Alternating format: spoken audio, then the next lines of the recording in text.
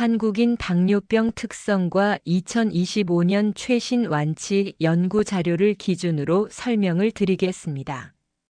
여러분 혹시 아세요? 한국인이 서양인보다 당뇨병에 훨씬 더 잘 걸리는 충격적인 이유가 있다는 걸요. 바로 우리 췌장의 크기가 서양인보다 12.3%나 작고 기능은 무려 36.5%나 떨어진다는 거예요. 더 놀라운 건 이런 불리한 조건에도 불구하고 2025년 현재 당뇨병 완치에 대한 혁신적인 연구 결과들이 속속 발표되고 있다는 사실입니다. 중국에서는 25살 여성이 줄기세포 치료를 받고 75일 만에 완전히 당뇨병에서 벗어났어요. 안녕하세요. 30년 넘게 내분 비내과에서 수많은 당뇨 환자분들을 치료해온 의사입니다. 오늘은 정말 중요한 이야기를 해드리려고 해요. 바로 우리 한국인이 왜 당뇨병에 더 취약한지, 그리고 최근 발표된 당뇨병 완치 연구가 우리에게 어떤 희망을 주는지 말이에요. 제가 지난달에 진료한 김모 씨 50대 남성분 이야기를 해드릴게요. 이분은 키 170cm에 몸무게 70kg으로 결코 뚱뚱하지 않았어요. 그런데 건강검진에서 당화혈색소가 8.2%가 나왔어요. 완전히 충격받으셨죠? 나는 살도 안 쪘는데 왜 당뇨병이냐고요? 바로 이게 한국인 당뇨병의 특징입니다. 여러분, 놀라운 사실을 하나 더 알려드릴게요. 국내 성인 6명 중 1명이 당뇨병을 앓고 있어요. 2012년 11.8%에서 2022년 14.8%로 급증했거든요. 그런데 더 심각한 건 우리나라 당뇨 환자의 절반이 마른 당뇨라는 거예요. 살이 별로 안 쪘는데도 당뇨에 걸리는 거죠. 분당 서울대병원 임수 교수팀이 발표한 세계 최초 연구 결과를 보면 같은 체격의 한국인과 서양인을 비교했을 때 한국인의 췌장 크기는 12.3% 작았고 췌장 내 지방량은 22.8%나 많았어요. 게다가 인슐린 분비 능력은 36.5%나 떨어졌습니다. 이게 바로 우리가 당뇨병에 더 취약한 결정적 이유예요. 왜 이런 일이 생겼을까요? 서양인들은 수백 년 동안 육류와 지방 위주의 식습관을 유지해왔기 때문에 유전학적으로 췌장이 점점 커져서 몸이 식생활에 적응할 수 있게 됐어요. 반면 한국인은 한 세대도 채 되지 않는 짧은 기간 동안 식습관이 급격히 변해서 당뇨병 위험에 노출되기 쉬워진 거죠. 그럼 절망적인 이야기만 있는 걸까요? 아니에요. 희망적인 소식이 있어요. 이런 중요한 정보를 더 많은 분들이 알 수 있도록 구독과 좋아요 버튼 먼저 눌러주시고 댓글에는 나도 당뇨 극복하겠다고 남겨주세요. 자, 그럼 이제 정말 놀라운 소식을 전해드릴게요. 2024년 9월 세계적 과학저널 셀의 획기적인 연구 결과가 발표됐어요. 중국 베이징 대학교 덩홍쿠이 교수 연구팀이 25살 여성 환자의 자체 세포를 이용해서 베타 세포를 만들어 이식했어요.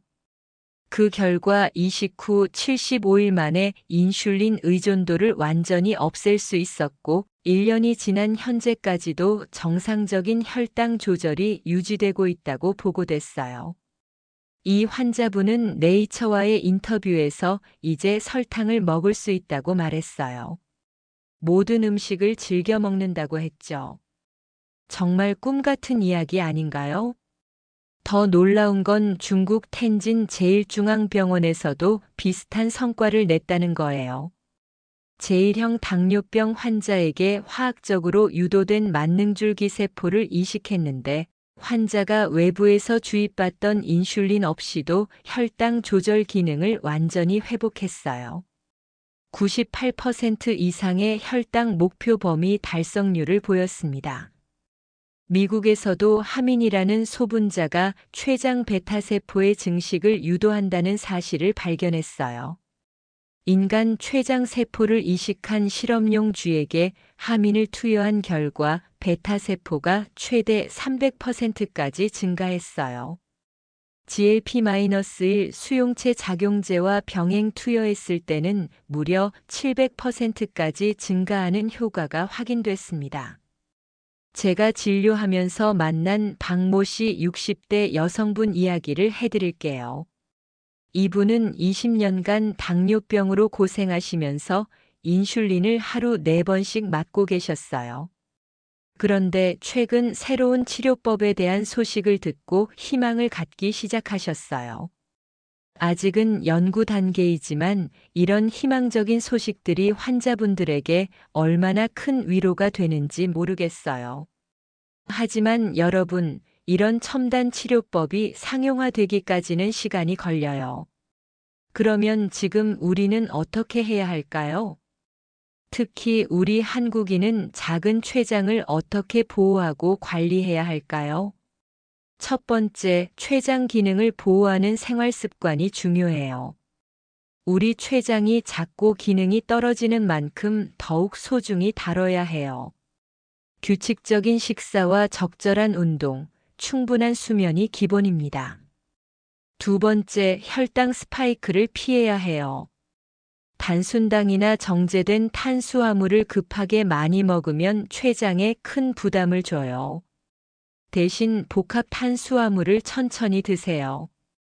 현미, 보리, 콩, 조 이런 잡곡을 쌀과 50대 50 비율로 섞어서 드시는 게 좋아요. 세 번째, 거꾸로 식사법을 실천하세요. 밥부터 먹지 마시고 채소부터 드세요. 그 다음에 단백질, 마지막에 밥을 드시는 거예요. 이렇게만 해도 혈당 급상승을 크게 줄일 수 있어요. 네 번째, 췌장 건강에 도움이 되는 운동을 하세요. 제가 가장 추천하는 건 맨발 걷기예요. 발바닥에는 우리 몸의 모든 장기와 연결되는 반사구가 있거든요. 맨발로 걸으면 이 반사구들이 자극받아서 혈액순환이 좋아져요. 하루 30분 정도면 충분해요. 여기서 잠깐 이런 유용한 정보들을 놓치지 않으시려면 구독과 좋아요를 꼭 눌러주세요.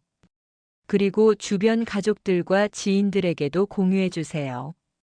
다섯 번째, 스트레스 관리가 정말 중요해요. 스트레스를 받으면 우리 몸에서 코르티솔이라는 호르몬이 나와서 혈당을 직접적으로 높이고 인슐린이 제대로 작동하지 못하게 방해해요. 명상이나 산책, 취미 활동으로 스트레스를 관리해 보세요. 여섯 번째, 정기적인 검사를 받으세요. 특히 35세 이상이거나 과체중이시면 당화혈색소 검사를 정기적으로 받아보세요. 조기 발견이 정말 중요해요. 제가 치료했던 또 다른 환자분 이야기를 해드릴게요. 이모 씨 40대 남성분은 당화혈색소가 9.2%였어요. 정상이 5.7% 미만인데 거의 2배에 가까웠죠. 하지만 이분이 생활습관 개선과 적절한 치료를 병행하시더니 6개월 만에 7.2%로 1년 후에는 5.8%까지 떨어뜨리셨어요. 거의 정상 수준이 된 거죠. 이분이 특별한 걸 한 건 아니에요. 규칙적인 식사, 꾸준한 운동, 스트레스 관리, 그리고 정기적인 병원 방문을 철저히 지키신 거예요. 약물 치료도 빼먹지 않고 잘하셨고요. 그런데 여러분, 더 희망적인 소식이 있어요. 최근 연구에 따르면 터제파타이드라는 신약이 176주 기준으로 환자군 약 99%에서 당뇨병 없는 상태를 유지하는 것으로 나타났어요. 이 약은 GIP와 GLP-1 수용체 모두에 작용해서 기존 약물보다 훨씬 강력한 효과를 보여줘요. 또한 피네레논이라는 신장병 치료제가 당뇨병 발병 위험을 낮춘다는 연구 결과도 나왔어요. 이처럼 당뇨병 치료는 점점 더 개별화되고 정교해지고 있어요. 하지만 가장 중요한 건 우리가 지금 당장 실천할 수 있는 것들이에요. 집에서 간단하게 할 수 있는 췌장 건강법을 하나 더 알려드릴게요. 등을 펴고 앉아서 흉추 7번, 8번 부위를 마사지볼로 자극해 주세요. 이 부위가 바로 췌장과 연결되는 신경이 지나가는 곳이거든요. 어깨를 쭉 펴고 등을 곧게 세우면 자연스럽게 췌장으로 가는 혈액순환이 좋아져요. 하루 10분씩만 해도 정말 도움이 돼요. 발끝치기 운동도 좋아요. 의자에 앉아서 발끝을 위로 젖혀드는 거예요. 발목을 위아래로 움직이는 거죠. 이 운동이 하체 혈액순환에 정말 좋아서 당뇨 합병증 예방에 효과적이에요. 20분 이상 꾸준히 하시면 하체 근력도 강화되고 혈액순환도 좋아져요. 그리고 집에서 간단하게 할 수 있는 자가 진단법도 있어요. 주먹을 꽉 쥐고 5초간 세어보세요. 하나, 둘, 셋, 넷, 다섯. 이제 펴보세요. 어떤가요? 3초 안에 손가락 끝이 원래 색깔로 돌아왔나요? 만약 3초가 넘어도 하얗게 있다면 말초 혈액순환에 문제가 있을 가능성이 있어요. 물론 이거 하나만으로 당뇨를 진단할 수는 없지만 증상이 있으시면 병원에 가서 검사를 받아보세요. 또 당뇨의 대표적인 증상인 삼다일소도 기억해 두세요. 소변을 많이 보고 물을 많이 마시고 밥을 많이 먹는데 오히려 체중이 줄어드는 거예요.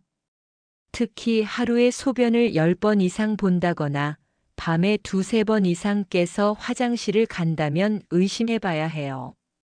여러분, 제가 오늘 말씀드린 내용이 도움이 되셨다면 구독과 좋아요 버튼 꼭 눌러주세요. 이런 정보는 혼자 알기보다는 가족, 친구들과 함께 공유할 때 더 큰 의미가 있어요. 이제 마무리하면서 정말 중요한 말씀을 드릴게요. 당뇨병은 더 이상 불치병이 아니에요.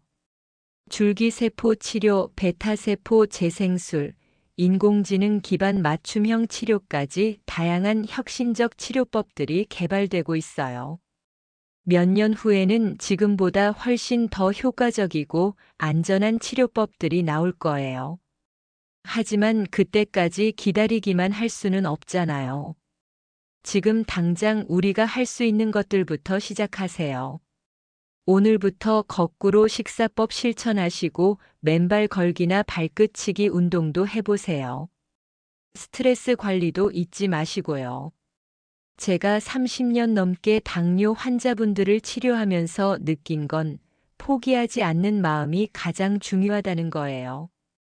처음에는 혈당이 잘 안 떨어져도 조금씩이라도 좋아지는 모습을 보이면 그걸 믿고 계속 하시는 분들이 결국 성공하셨어요. 특히 우리 한국인은 작은 췌장이라는 불리한 조건을 갖고 있지만 그만큼 더 세심하게 관리하면 충분히 극복할 수 있어요.